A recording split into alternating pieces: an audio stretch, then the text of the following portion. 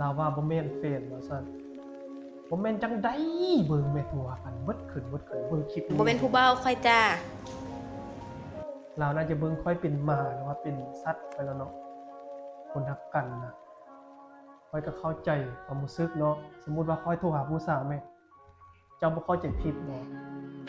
ถึงสิแม่นพี่น้องก็อย่านะแต่ว่าค่อยหั่นน่ะบ่ได้ฮู้ว่าผู้ชายคนนั้นเป็นไผนกลาวห่างจากค่อยปึ๊บเนี่ยไปมีผู้ใหม่ปั๊บเนี่ยปะถั่วกันหมดขึ้นอีกฮู้ว่าก่อนนั้นน่ะลาวรวมนำบักอันนี้จักเทื่อแล้วบ่ฮู้ว่าไปหากันจักเทื่อเนาะ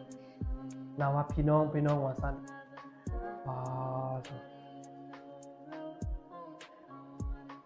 ต่อไปหั่นน่ะค่อยจะบ่วุ่นเรื่องเจ้าแล้วเด้อถ้าเจ้ายังตอบกลับมาอีกค่อยเอิ้นไปห้องการบ้านโลดโอ้ยน้ำค่อยบัดสุดท้ายนี่ก็อย่าลืมเลยทุกคน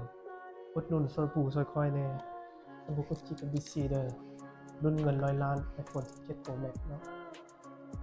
แล้วก็เงิน50 ล้านถ้าใครสนใจเนาะพิมพ์อีไปแวดเข้ามาได้เด้อ